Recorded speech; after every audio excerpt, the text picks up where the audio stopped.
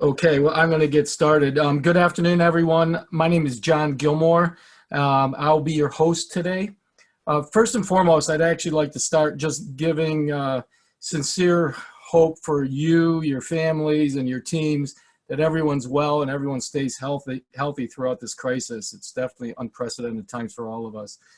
Second, I've actually been talking to General Counsel all week, and I'd like to acknowledge just the tireless efforts being made by the law department to keep business moving forward. I'm talking to a number of people who are spending day and night interpreting local, state, federal, and international regulations related to the shelter in place and what is and isn't considered essential to keep businesses open and products being shipped. So we appreciate you all showing up today, knowing what's on everyone's plate. Today, as part of our GC Advantage program, we're going to be discussing a topic related to a question that all of us are asked frequently, and that's how to land a board seat. Before we go into our discussion, let's go over a little bit of housekeeping. First, the presentation today is being recorded and will be added to our e-library for our GC Advantage programs. You can always find current and past GC Advantage webinars on our website. Second, the video recording along with an executive summary of today's information will be available in roughly 3 weeks. So you can just be patient. What we'll do is we'll send an email to all of you once this information is ready and on our site. We will be addressing questions. So feel free, if you look at the bottom of the screen, there is a Q&A button. Just press on that Q&A button, type in a question, and I'll be fielding questions for our 3 advisors at the very end of the presentation. So we're looking at about 1:45. So if you could stick around, we'd certainly be answering all of those questions. Today, I want to have each of our advisors introduce themselves. We have three really top shelf advisors on our team. Bob and I are extremely proud to have these women on our team. All of them were very successful general counsel, and all of them are currently serving on boards. So they're great people here to talk about their experiences and answer your questions. So first, Marla, I'd like to bring you into the play here and let you introduce yourself and some of the others. Great. Hi, everybody. Thank you for joining us. I'm Marla Persky. In the end of 2013, I retired from my role at Boehringer Ingelheim. Boehringer Ingelheim is the largest privately owned pharmaceutical company in the world. While I was at Boehringer and before Boehringer, even when I was at Baxter International, I sat on the board of public and non-public companies. Currently, I am a board member of Xeris Pharmaceuticals, which is a publicly traded NASDAQ company, Text IQ, which is a VC-backed company, and Yajia Group, which is an angel-funded company. I've been a board member on a variety of boards for about 15 years now. And when I decided that I wanted to retire from the practice of law and no longer be a general counsel, it really did give me greater opportunity to focus on board service, both in the public, the private, and the nonprofit sector. Anne, would you like to introduce yourself? Sure. Marla, thank you so much. I appreciate it. And thank you, John and Bob, for organizing this webinar today. John, as you said, our world has been disrupted in ways we could not have imagined a month ago. And so it's a bit of a welcome respite to take an hour and consider what that next chapter might be for each of us from a professional development perspective. And I know that Marla and I and Maureen look forward to having this conversation and exchanging ideas over the next hour. My journey is similar to Marla's in that I retired as the general counsel from the J.M. Smucker Company, which is a consumer packaged food company. Most of us are familiar with. And I currently serve on the board of 4 companies, one of them a large not-for-profit healthcare system, University Hospitals Health System. One is a relatively small, privately held company that makes flavoring for pediatric and veterinary medicines. And the other 2 are publicly traded, New York Stock Exchange listed manufacturing companies. So it's quite a diverse group of companies, and the journey to each of these boards has also been different. So I look forward to sharing that and hearing questions from others. Maureen, I'll turn it over to you. Great, thanks, Anne. And I echo all the comments that Anne and Marla and John have made, and really look forward to the discussion, and hopefully this will be a discussion with all of you today.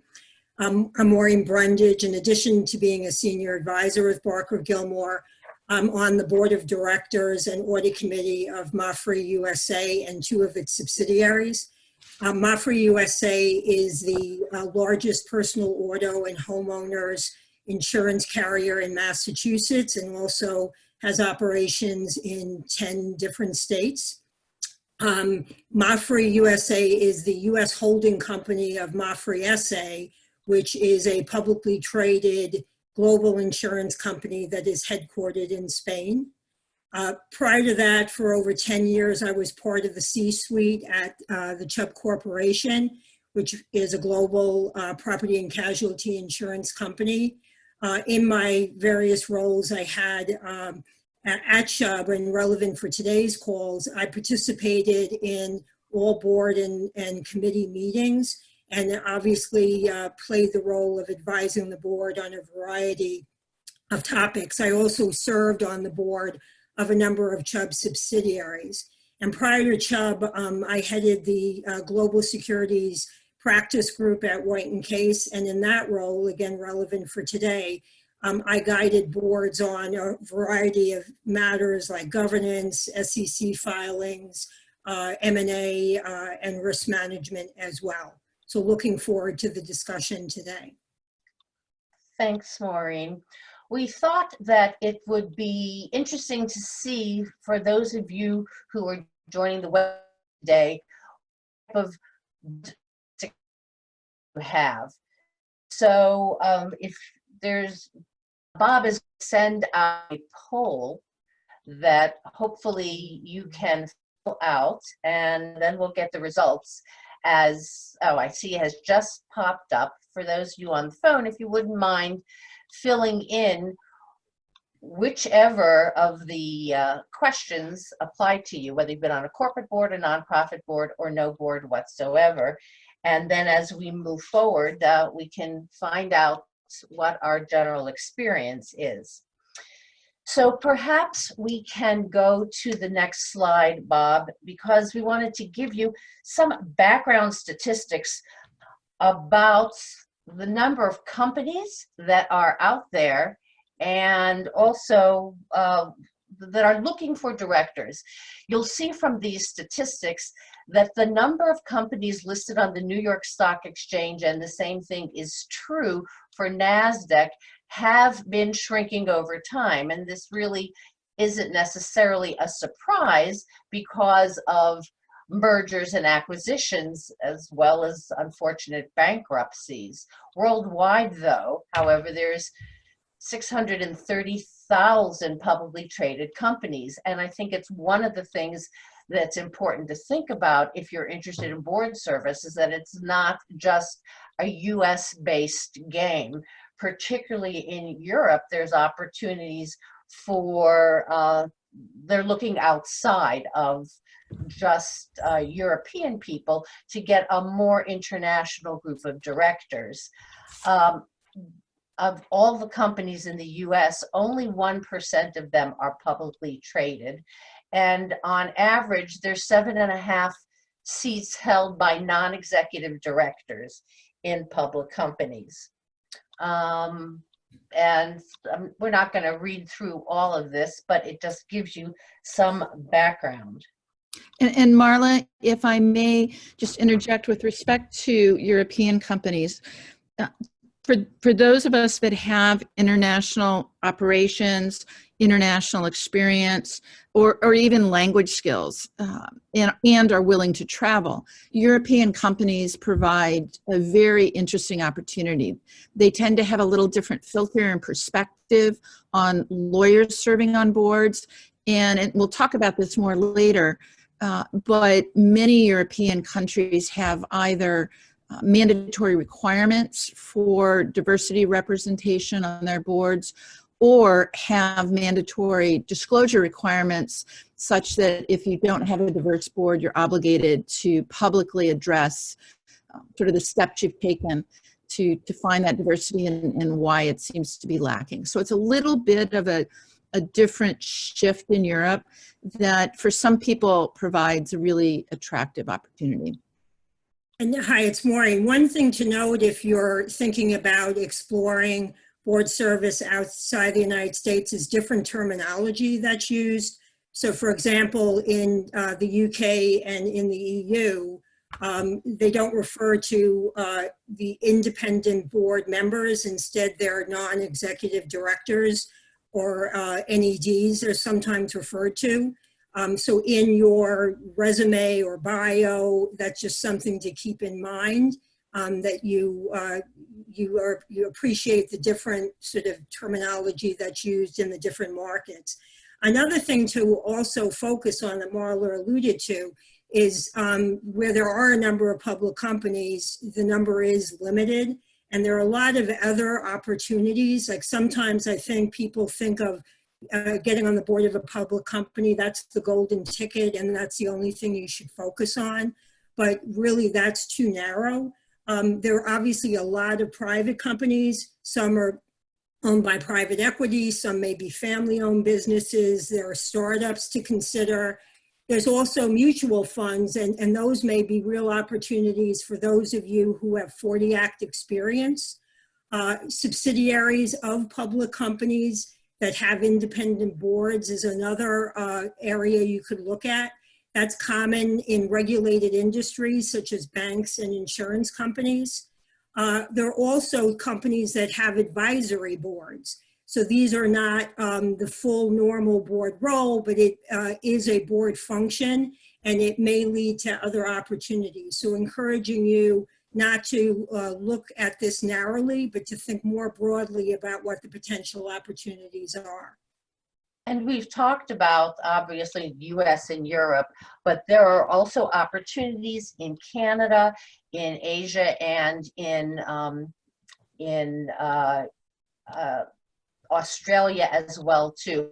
And particularly for US-based directors, Australia and Canada really often look to have at least one or two US directors because we're the largest market and we bring a different point of view. And so diversity means a whole host of different things.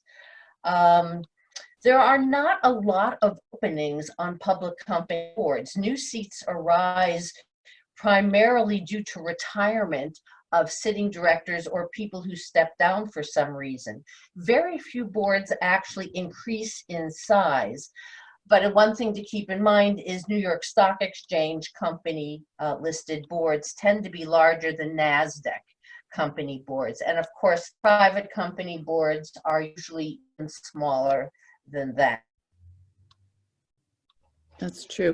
And in fact, you know, one topic that we could spend an entire segment talking about is really debating the pros and cons of mandatory retirement, whether it's a term limit or an age limit.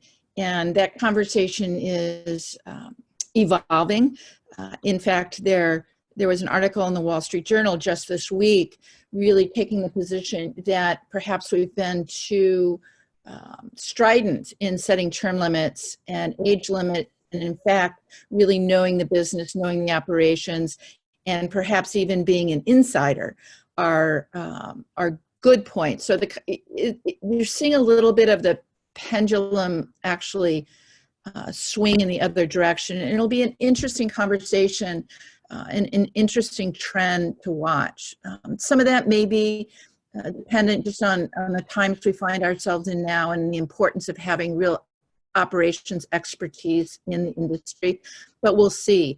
But the net takeaway is it does reduce the number of openings for new directors when there are no term limits and when you don't have mandatory retirement ages. So it does shift the playing field a little bit.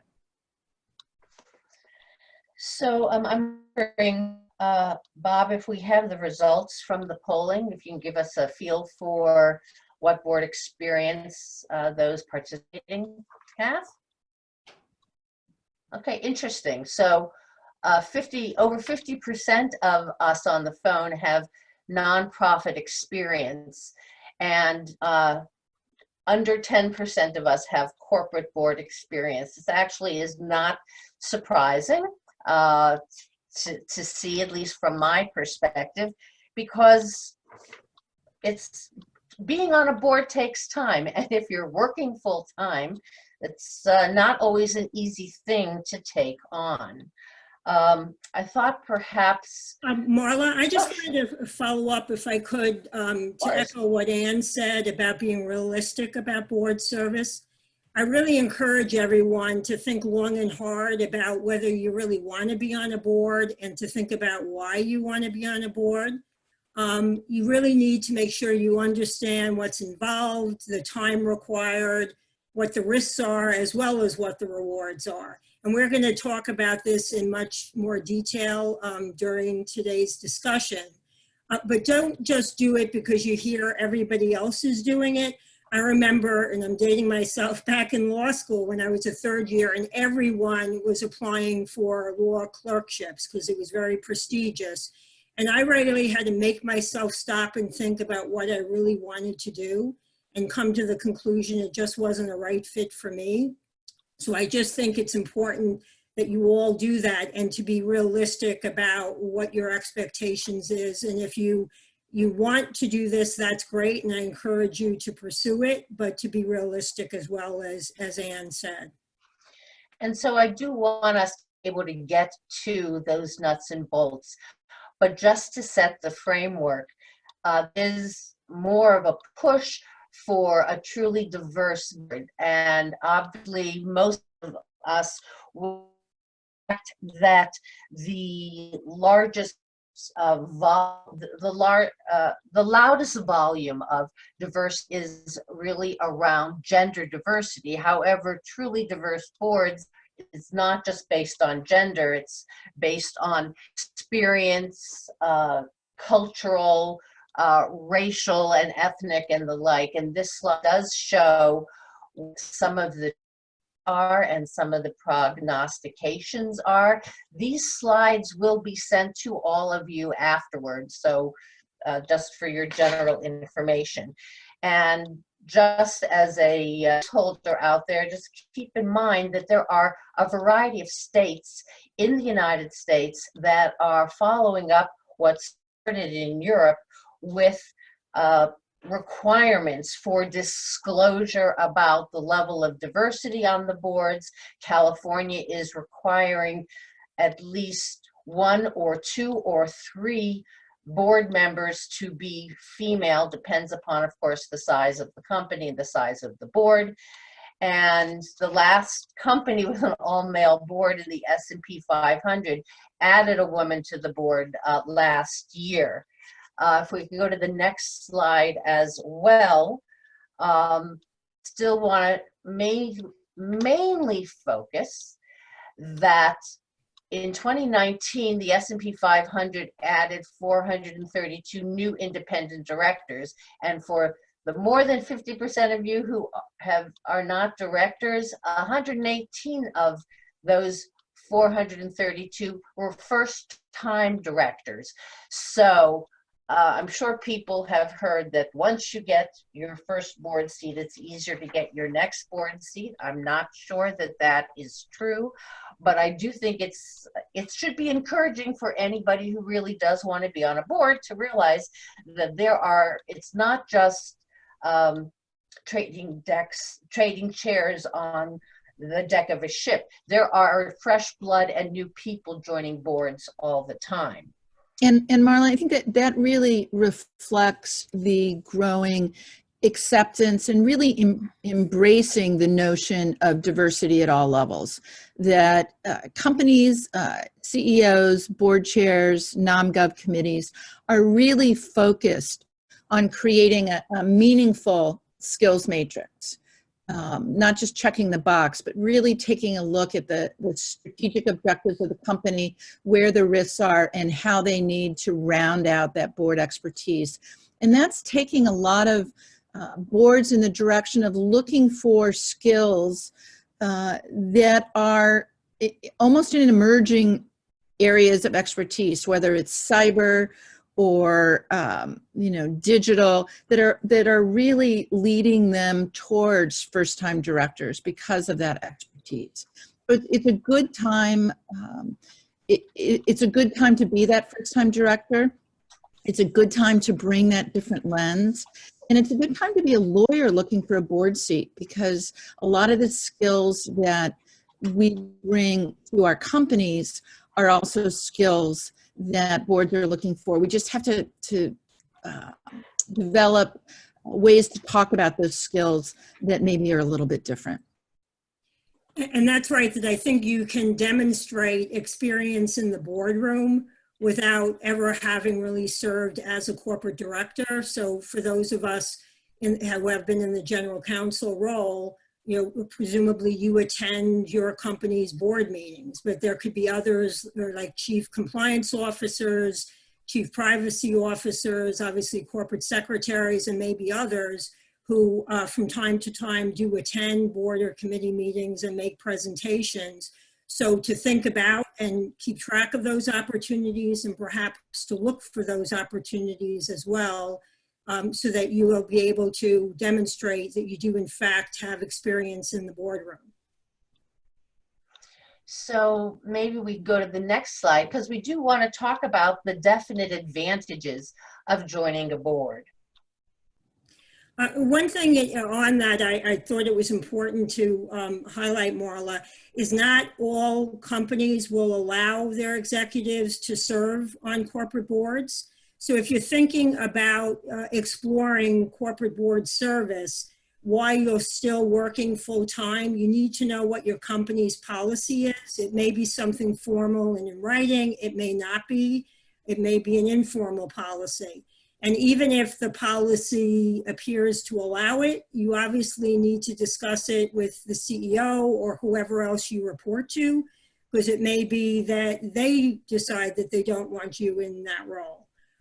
You also have to think, and we'll talk more about this, about the amount of work involved, and whether or not you really have the time for board service in addition to juggling your day job. And finally, you have to be mindful of antitrust and potential conflicts of interest. For example, you could not go on the board of a competitor. So that may limit what your opportunities are, because your industry expertise may be what will make you a compelling board candidate, but that may be why you're still working a company you can't go on. So you need to wait until you either retire or if you changed industry. So that's something I think that's important to keep in mind. And Marla, if I can, before we go on to this slide, we had one of our attendees ask a question about the fact that only a quarter of new board members were first-time board members, and isn't that really a low percentage? It may not be where we want to be in 5 or 10 years, but it is far superior. It's a legitimate question, and thank you for asking it.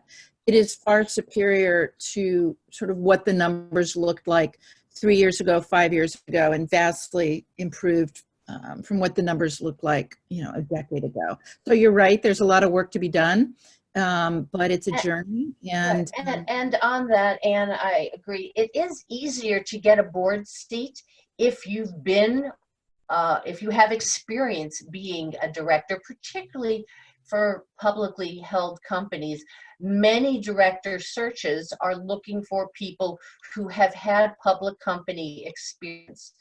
However, that used to be almost, I would say 90% of new board members were already sitting board members at another company. So that now a quarter of the new S&P seats last year were filled with first-time directors is a hop, skip, and a jump ahead of where it used to be. And I think at the end of the day, and we'll talk about this more, each company, when they are looking to add a board member or replace an exiting board member, has a matrix of skill sets that they are looking to fill from the board overall. And if there are any gaps in board member experience and knowledge, that's what they look for in narrowing down the candidates that they want to see and when they want to interview.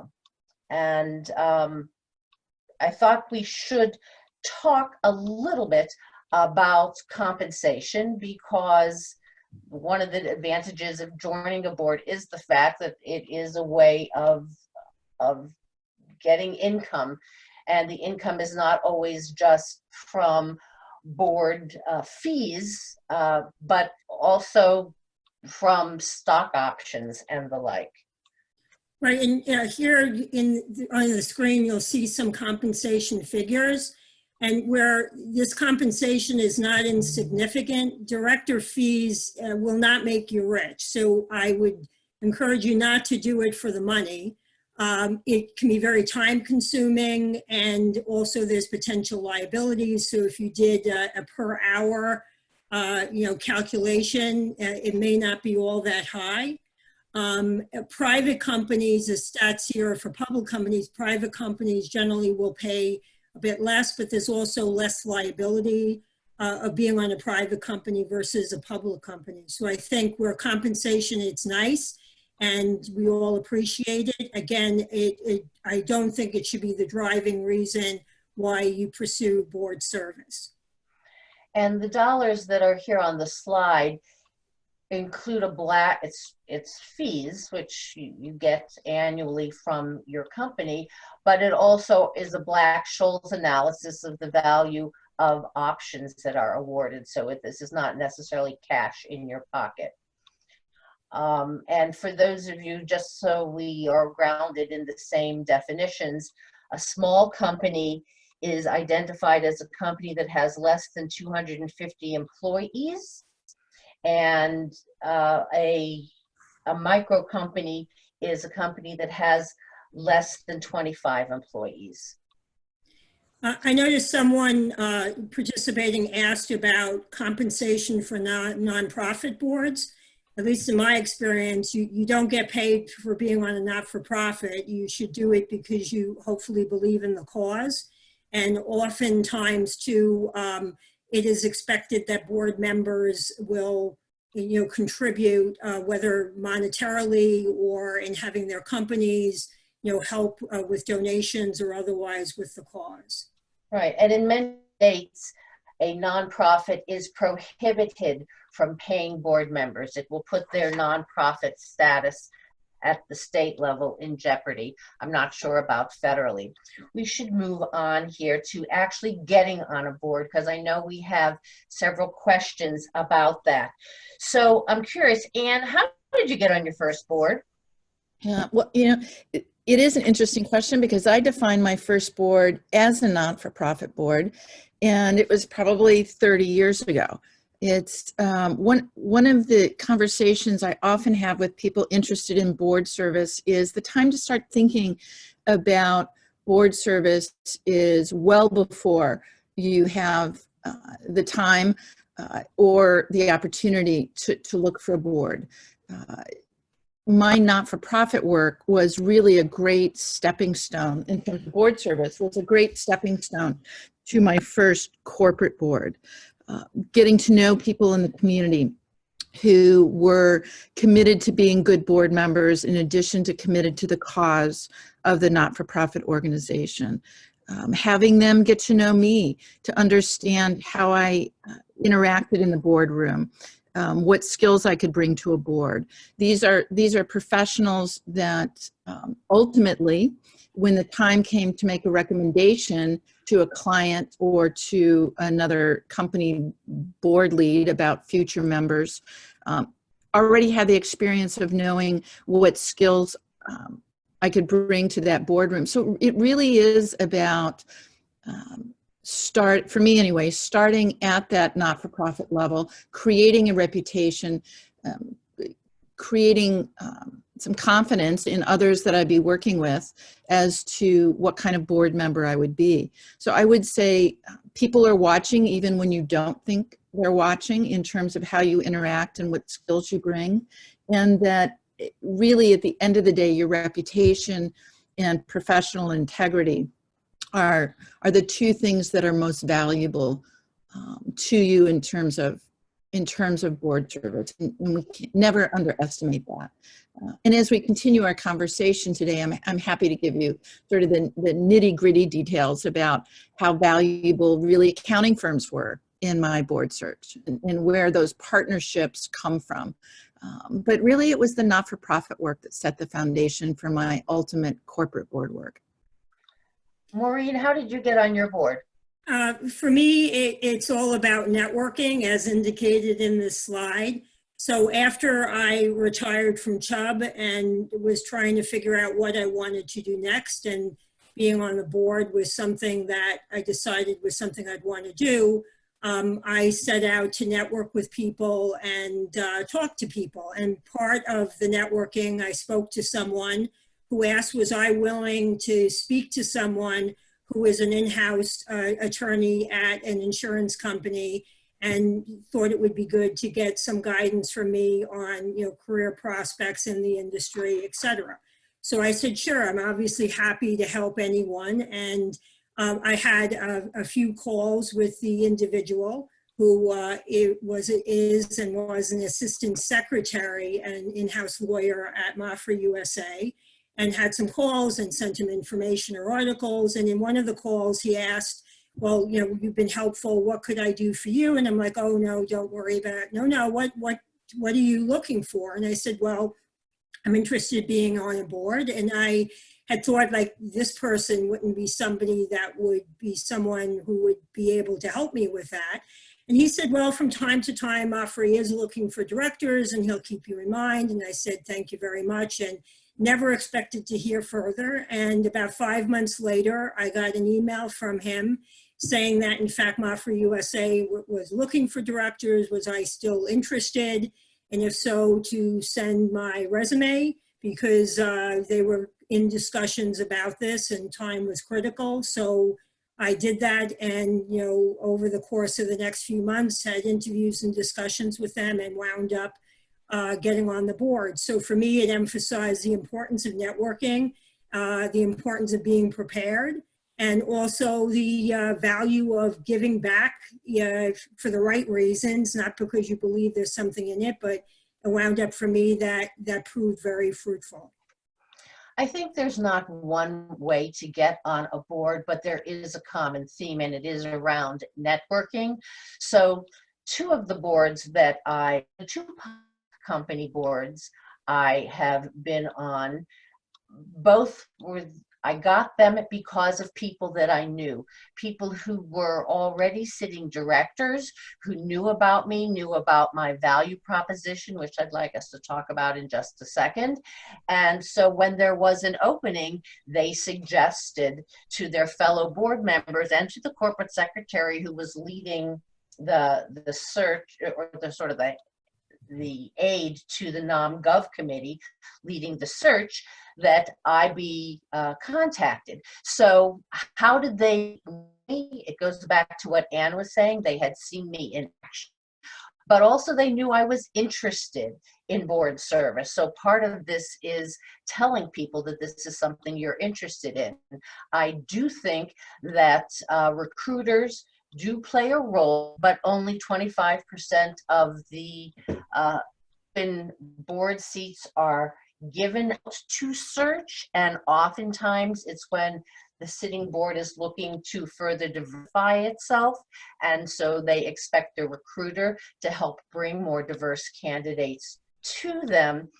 Also, nonprofits can be a stepping stone, but not all nonprofits are created equal. If we're talking about the local animal shelter and you're on that board, that may not be quite the same richness of stepping stone as a large nonprofit national board. And that stepping stone is because you get to know the other board members who themselves may be CEOs, CFOs, and board members on for-profit boards. I'd like to get to the value proposition, because saying that you want to be on a board is nice, but you know, I also perhaps want to be Queen of England, and just saying that's not going to make me Queen of England. You need to have value proposition, which is, I suppose it could be thought of like an elevator pitch as to why would an organization want you to be on the board? What do you bring to it? You need to think about what is it important about yourself to get across. So Anne, what's your value proposition? What do you bring to the boards you're on, just as an example for those listening? Thank you, Marla, and I promise I'll answer that question in just a second, but just to continue that thread a little bit, the door that each of us come to board service through is different, and part of the reason it's different is because of that value proposition.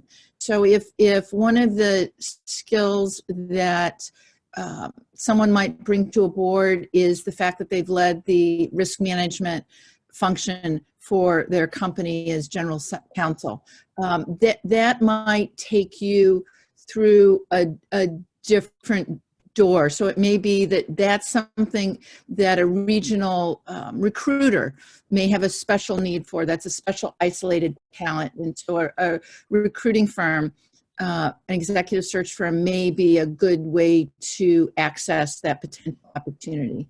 It may be that if your value proposition is a general broad-based executive compensation expertise through your work as general counsel and liaison with the board, that can really be accessed through letting your comp advisor know that you're interested in board service. They work with other companies. So it really does depend both on where your interests lie and where you think you have skills to bring to the board.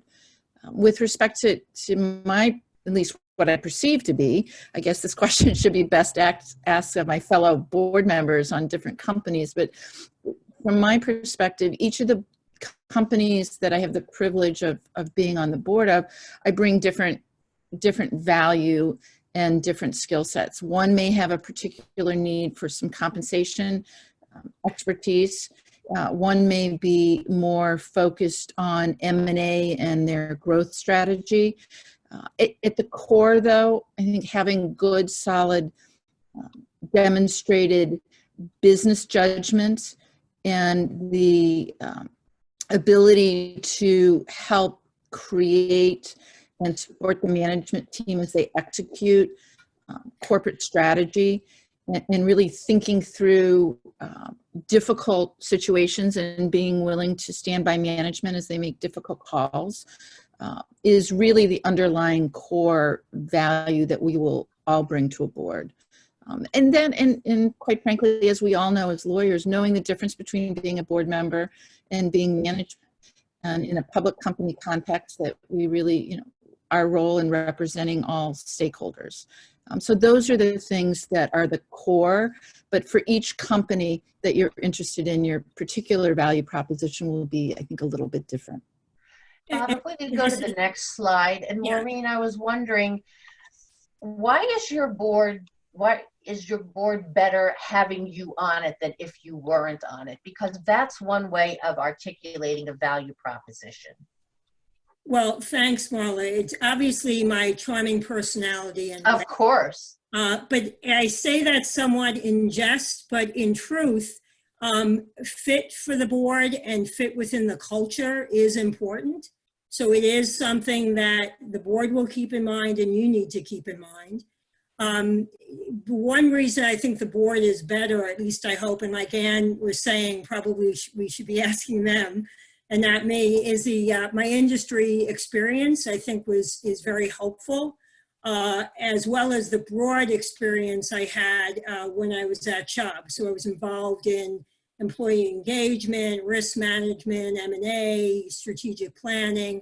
All of that I think really is valuable.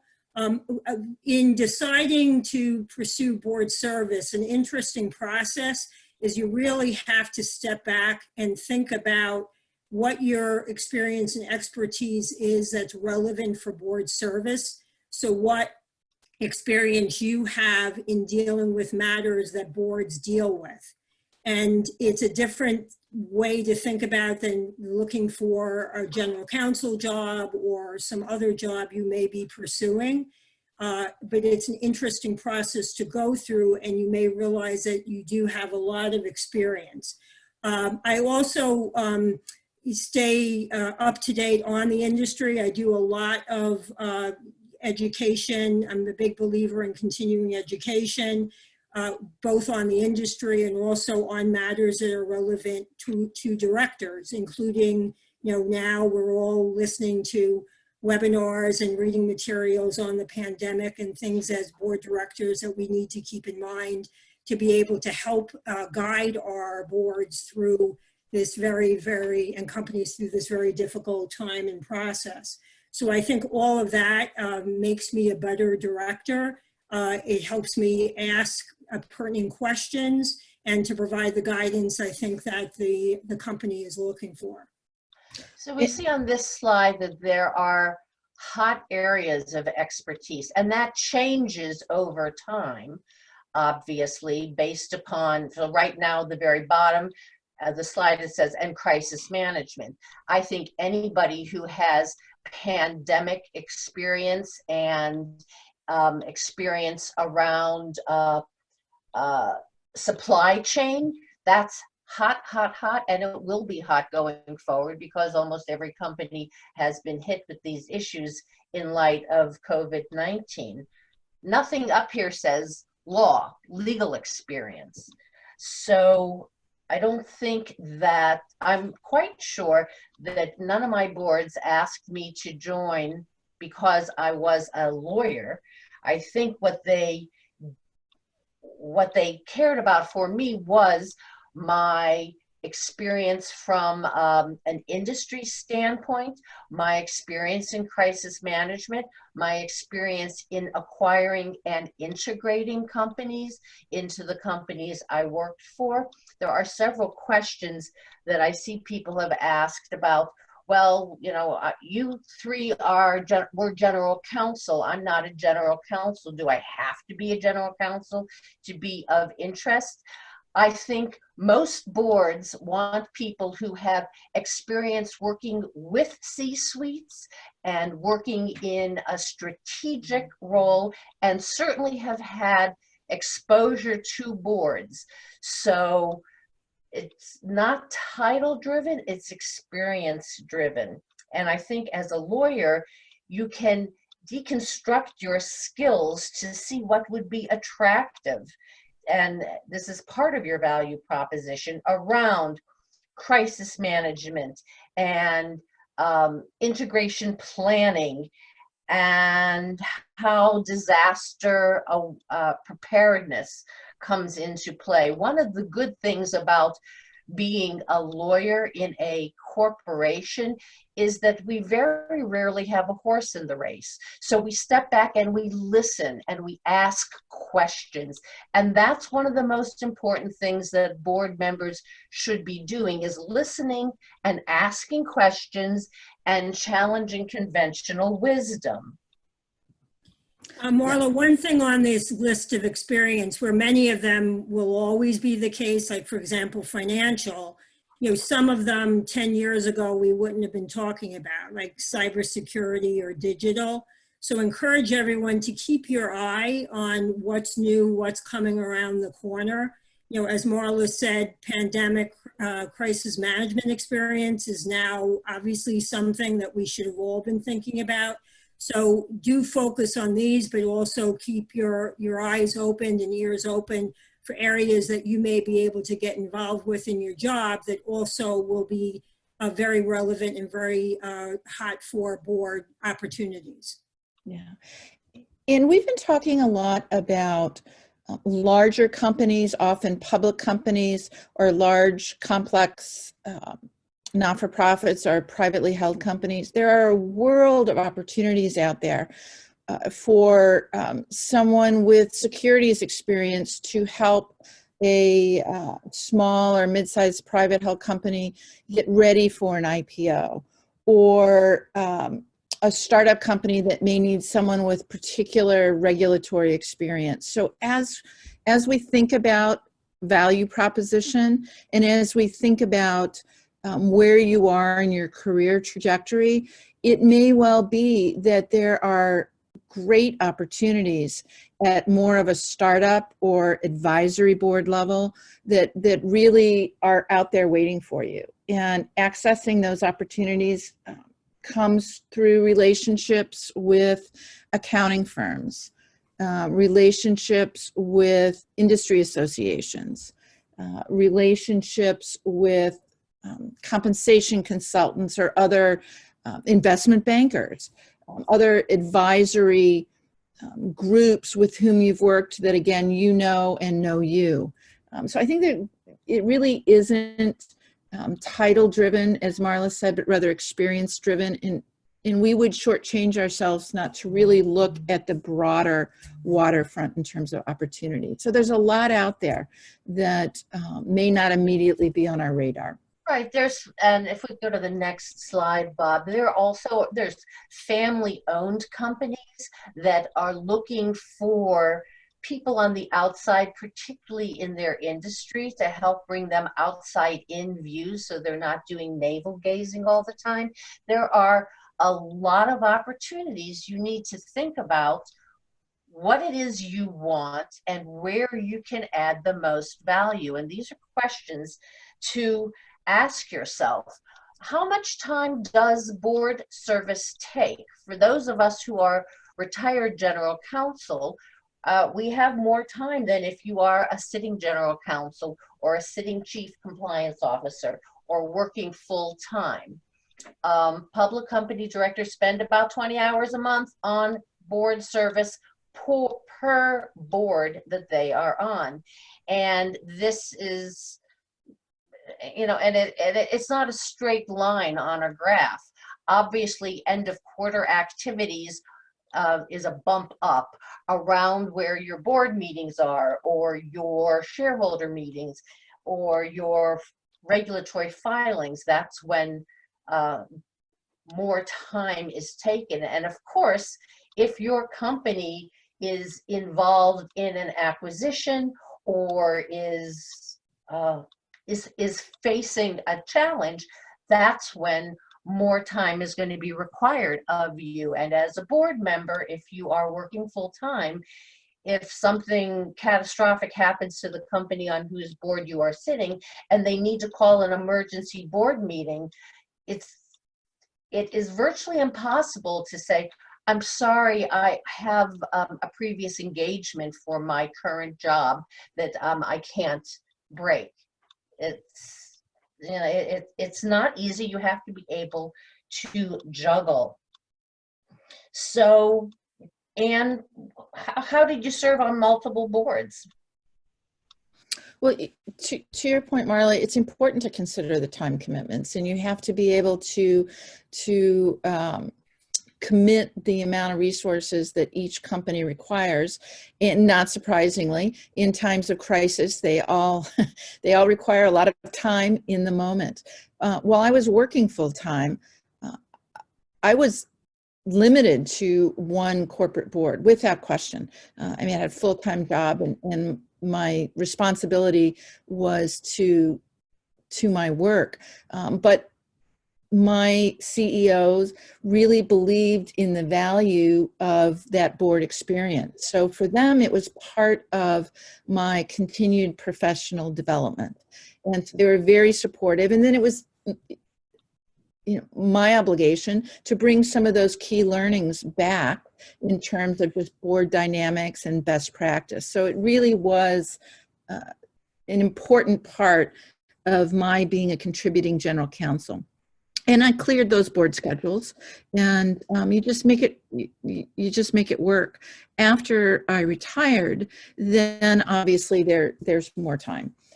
And again, though, you have to. We all have to do this, balance those time demands, and we make it work. But the timing question is a legitimate question, and for those of us still working, it's one that there needs to be a very thoughtful and candid conversation with your CEO or whomever the C-suite officer is that you report to. And often if you're approached for a board position, the first thing they'll give you is what the calendar is for board meetings in the coming year or even beyond, to make sure the dates work with your schedule. Because if it doesn't work, they don't even want to talk to you, because your schedule will not, dictate when the board meets. You have to sort of meet their schedule. And to keep in mind, there are negative consequences, obviously, for bad board attendance if it's a public company. If you attend less than 75% of the board or committee meetings, that has to be disclosed in the proxy.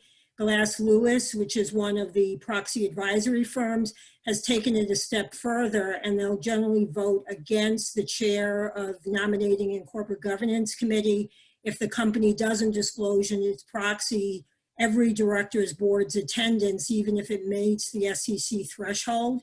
So low attendance could result in votes against the director or the chair of the Nom-Gov committee or the whole committee.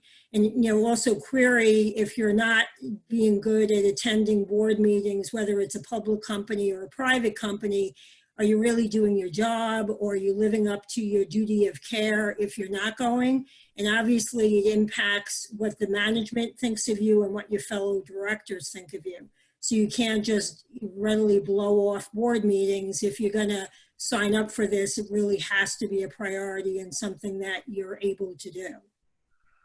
And I think the other thing that's important to realize is, again, it's very rare that because you are a lawyer, that is the particular skill set they're looking for, because most companies have general counsel. And when you come as a sitting or former general counsel to board service, you need to remind yourself that you're not supposed to act like a general counsel. You're not supposed to be giving legal advice. You have to stop being a lawyer. So Maureen, do you think being a lawyer is like, a scarlet L or A on your chest? Does it make it harder to get on a board if you're a lawyer than if you are some other type of business professional? Yeah, I think it may be changing, but I think in reality, it probably doesn't, in some respects doesn't help, but the board I'm on, I think they appreciated the regulatory expertise that I brought to the table, as well as governance. So being a lawyer was viewed as a plus in that sense, but moreover, the industry experience, everything else I also brought to the table was really why they wanted me. So it wasn't because I was a lawyer, but I think the legal experience wasn't a negative. But I had the conversation, one of the people I met along the interview process was the general counsel, about that I wasn't wanting this role to second guess him or to be the general counsel. I wanted to be a director, and I understood the difference in the role. That being said, in the course of talking to some recruiters, I was told by one very well-known firm that they loved me, I was great, but I probably would never hear from them with a board opportunity because companies were not approaching them saying, oh, get me a lawyer. And I explained to them and to others that I understood that, but instead look at, for myself and other lawyers, all the value and expertise you bring that are in the matters that directors deal with all the time. So as we've talked about, it's the M&A, it's the governance, it's crisis management, it's risk management. All of us have been involved in various roles and capacities in that. So to think of us differently and not solely as, oh, you're a lawyer and the only thing you can deal with are legal matters. So I think, unfortunately, sometimes we have to change the viewpoint of those we're dealing with. But I believe I've seen a growing respect for what lawyers and general counsels and law firm partners may bring to the table, again, depending upon the industry and the needs of the company. And that ties directly back into how we talk about our value proposition.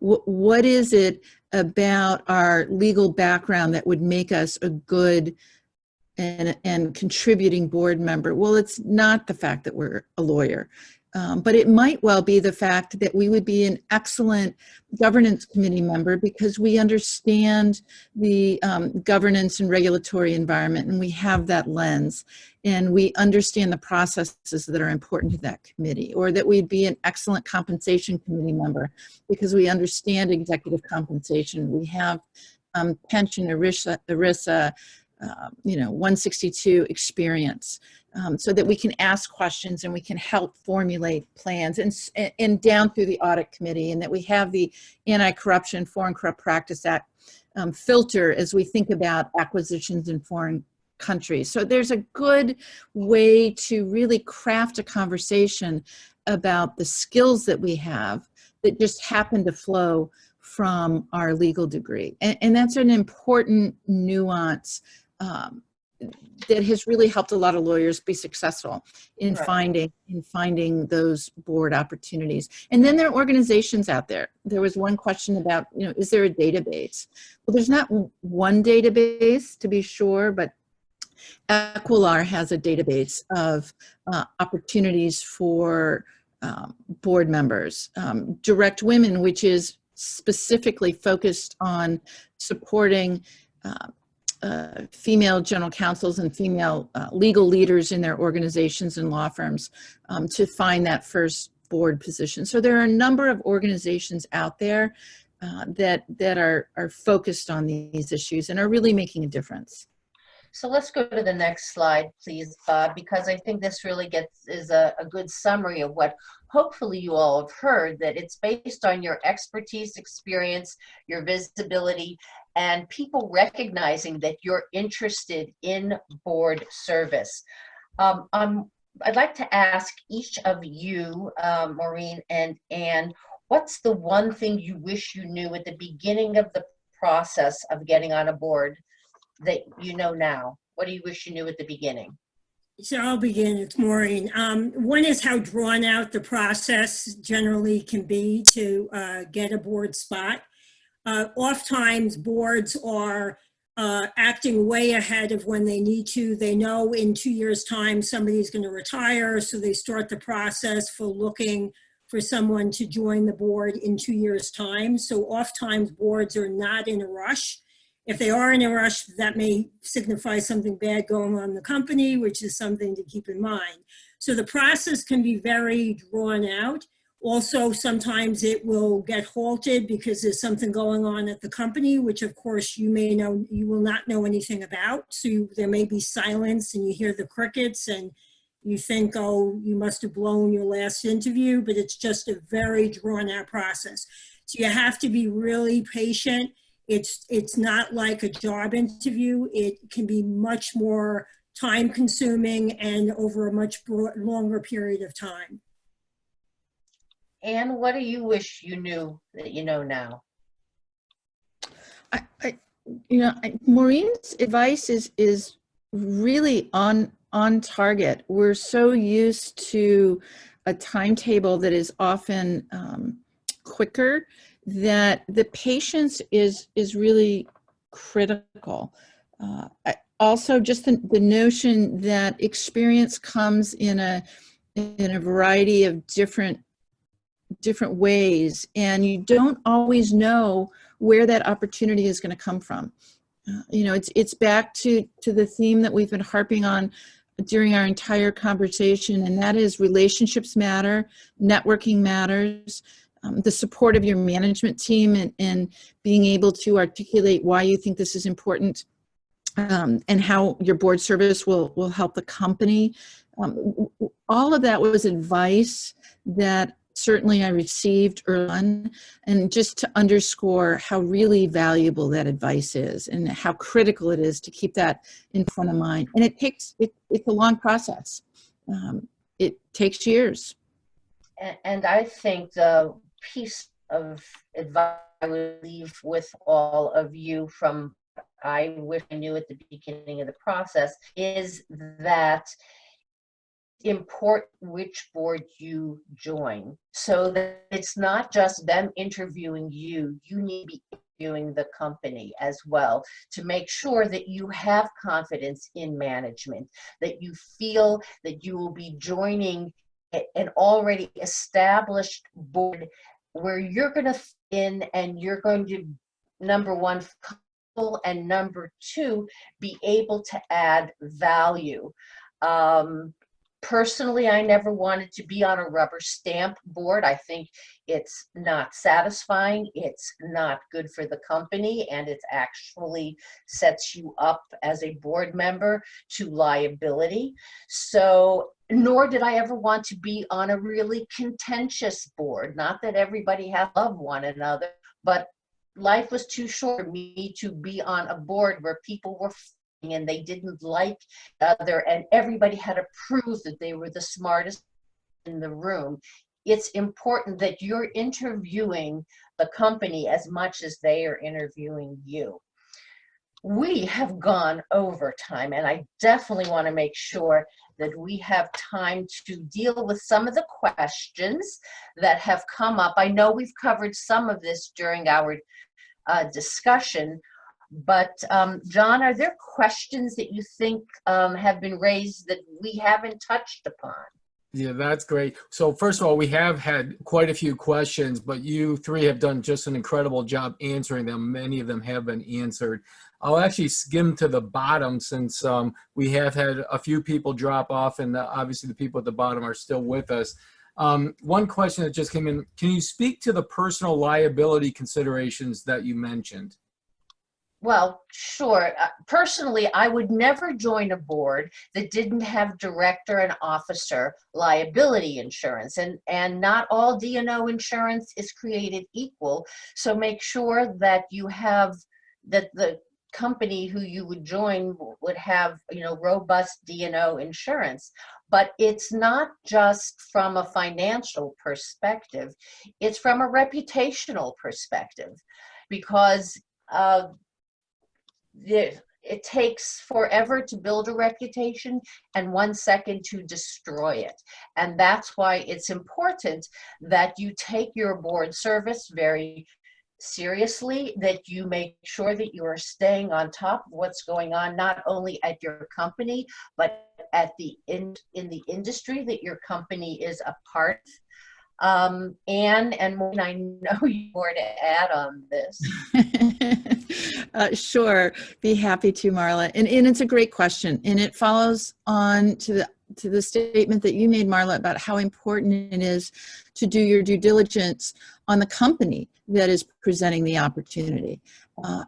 There is personal liability for directors, certainly of public companies. We all read the papers. We've seen the lawsuits, and we know what the law says about board statutory obligations and responsibilities, and we take those very seriously.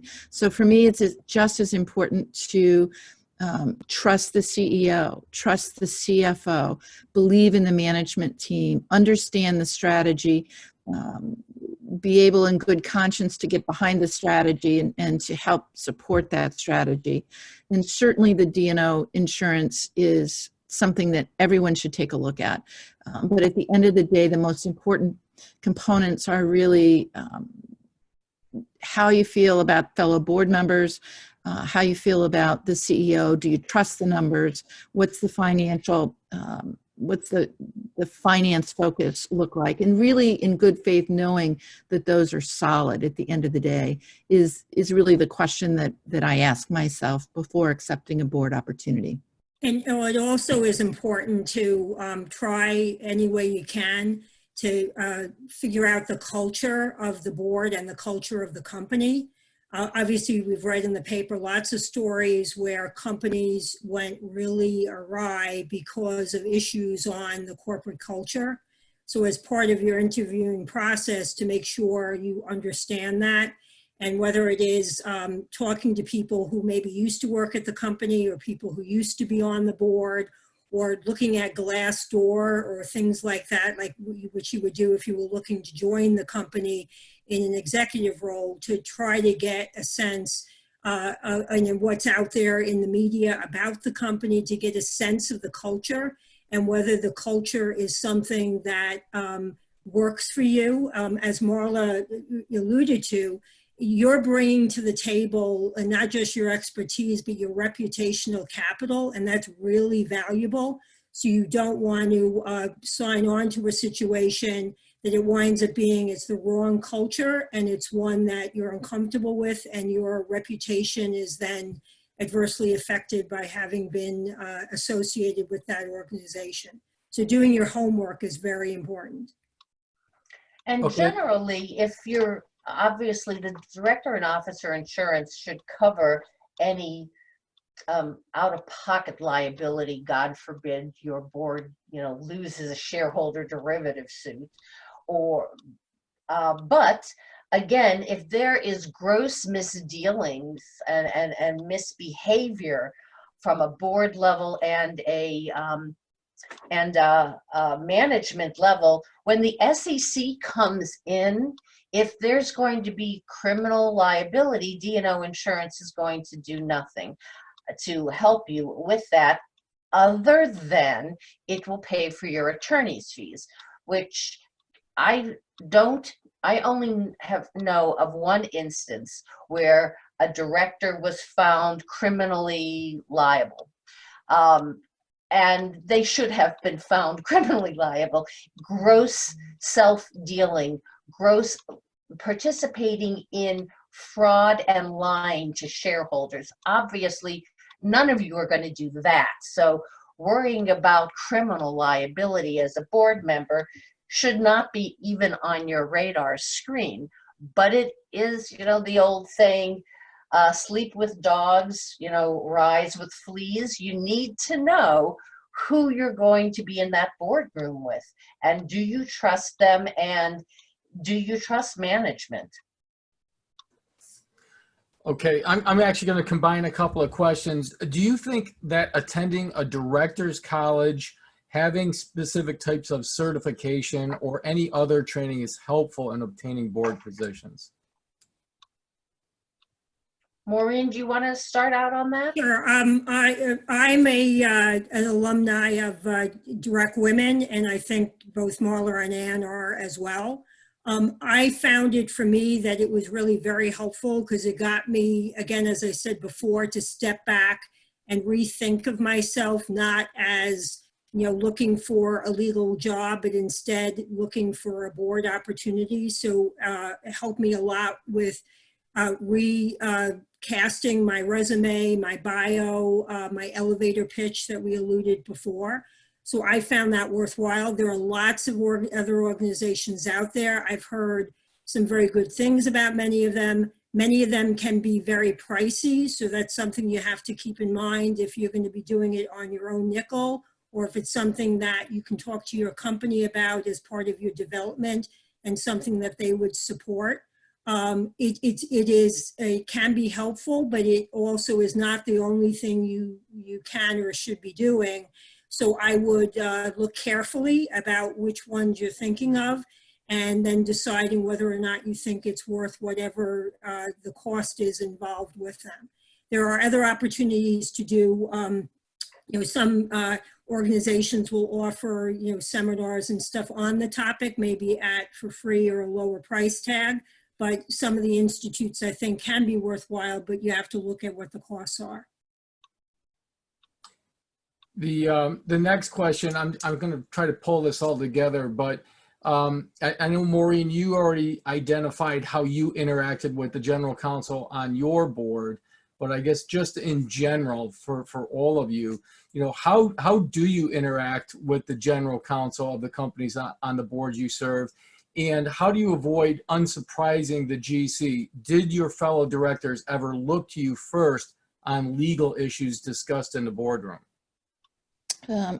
I'll take a stab at that, John. Thanks. It's a good question, and it's an important relationship and dynamic to set off on the right foot day one.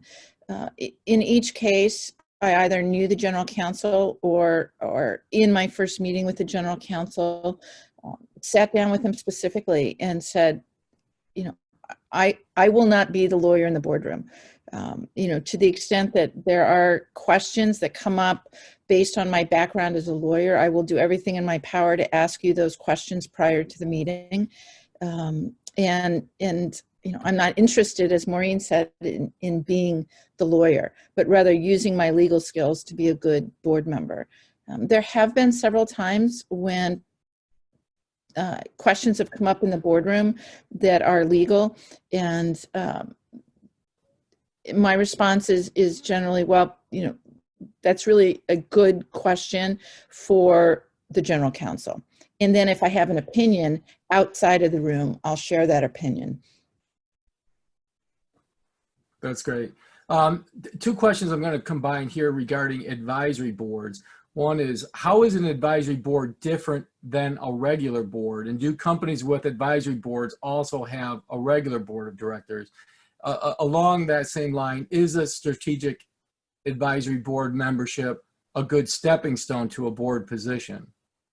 I'll take that. So an advisory board is there specifically to advise management on an issue or on a series of things.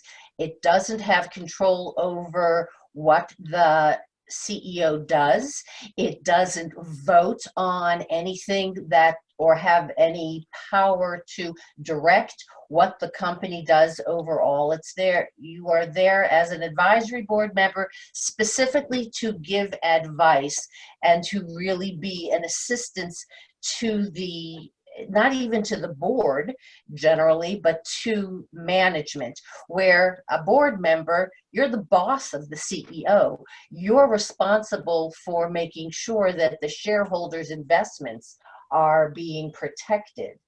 And that's not the role of an advisor in an advisory board capacity. Is being on an advisory board a good stepping stone to becoming a board member? My answer to that is maybe, because it depends upon networking. Who else is on the advisory board? What company are you advising? And if you're going to tell people, your fellow advisory board members, that, I really do want to be on a director on a public or privately owned company, that's part of the networking. And so it can be similarly to if you are on a nonprofit board, is that a good stepping stone, depending upon the networking opportunities and the experience and the exposure. Okay, great. Just a couple more questions. How does one find out what the matrix for skills boards are looking at, and are there any publicly available resources? I can take that. If you look at public company proxy statements, companies include what the skills are and the matrix for their boards. So if you're especially interested in a particular industry, you could look at what companies in that industry are listing. So that is one that I would encourage you to look at for those types of skills. The National Association of Corporate Directors, other organizations like that also will put out material from time to time that will talk about the skills that are most relevant for directors to have at any given time or for particular industries. That sounds great. And I think I'm going to end it there. Looking at a lot of these, they're very similar questions to what you've already discussed. So we've had a number of people stick with us the entire time. And I appreciate everyone showing up today. I also greatly appreciate, and Bob and I are humbled by the fact that we have such great people like Marla, Ann, and Maureen with us. I will share with everyone, following every search assignment and following every coaching assignment, we do an audit to understand what the overall satisfaction was from the engagement. And I'll just tell you that the scores coming back from Marla, Ann, and Maureen are just off the charts. It's on a scale of 5, and it's almost always a perfect 5 out of 5. So feel free to reach out to Bob or any of our advisors if you have any coaching or specific questions. Bob and I are very much excited about this GC Advantage program and the response that we're receiving from people. And we look forward to many more webinars like this in the future. So with better times ahead, and we're praying for everyone's health and safety. Thank you again for coming today, and we look forward to sharing all this detail with you as soon as it's prepared, as I mentioned, in about 2 or 3 weeks. So have a good day and have a good week, and best of luck. Thanks for joining us, everybody. Thank Stay you. safe. Thank you. Thank you.